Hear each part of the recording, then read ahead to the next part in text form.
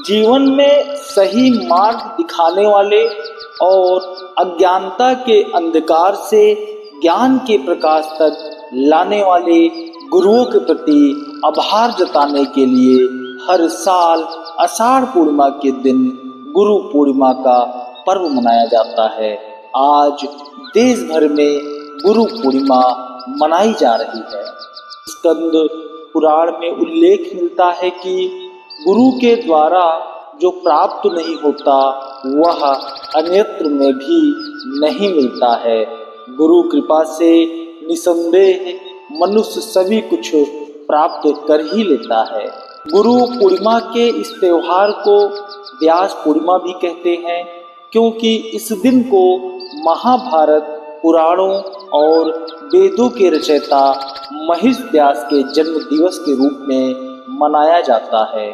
हिंदू धर्म ग्रंथों के लिए उनके व्यापक योगदानों और वैदिक ज्ञान के संरक्षण तथा प्रसार में अपनी भूमिका के कारण महिष पराशर के पुत्र महिष व्यास को प्रायः आदि गुरु या मौलिक शिक्षक कहा जाता है।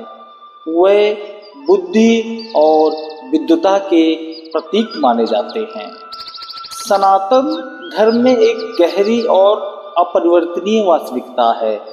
परंपरा से सीखने की प्रक्रिया, जिसमें एक उपदेशक या गुरु की उपस्थिति की आवश्यकता होती है, यह प्रक्रिया न केवल अत्यंत विशिष्ट है बल्कि अपरिवर्तनीय भी है। गुरु के साथ व्यक्तिगत बातचीत के माध्यम से अतीत से वर्तमान और भविष्य तक ज्ञान का प्रवाह गहन और वास्तविकता होता है। गुरु के उपस्थिति से भूत वर्तमान में प्रासंगिक हो जाता है, क्योंकि गुरु ही में अतीत का सार्थक ढंग से सामंजस्य स्थापित करने का सामर्थ्य होता है।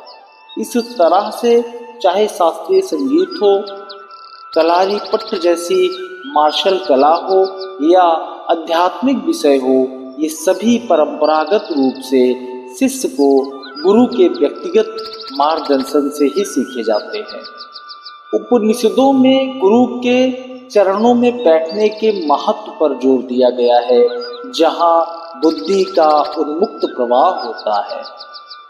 अतः मनुष्य का गुरु और परंपरा और ज्ञान संचारण से संपर्क भंग करना और स्वयं को अकेला कर देना सनातन धर्म के विरुद्ध माना जाता है और यह अजैविक तथा अप्राकृतिक है।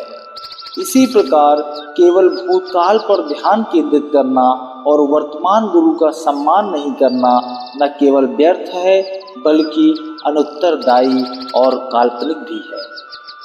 गुरु की परिभाषा केवल एक आध्यात्मिक शिक्षक के रूप में नहीं दी जा सकती। तैत्तिरीय उपनिषद में कहा गया है कि गुरु का अभिप्राय मनुष्य के माता पिता या किसी अन्य व्यक्ति अथवा स्थान से भी हो सकता है।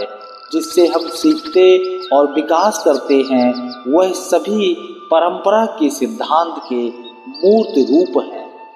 श्रीमद् भागवत के 8वें स्कंद के 24वें अध्याय में उल्लेख है कि भगवान श्री कृष्ण से प्रार्थना करते हुए कहा गया है कि सर्वशक्तिमान अविनाशी प्रभु ही हमारे आध्यात्मिक गुरु बने, क्योंकि आप ही सभी अन्य आध्यात्मिक गुरुजनों के आदि गुरु हैं। गुरु पूर्णिमा के पावन अवसर पर हम कृष्ण के प्रति और अन्य सभी योग्य गुरुजनों के प्रति अपनी विनम्र श्रद्धा समर्पित करते हैं, क्योंकि वे प्राण, ज्ञान और परम सत्य के शाश्वत प्रवाह के मूर्त हैं।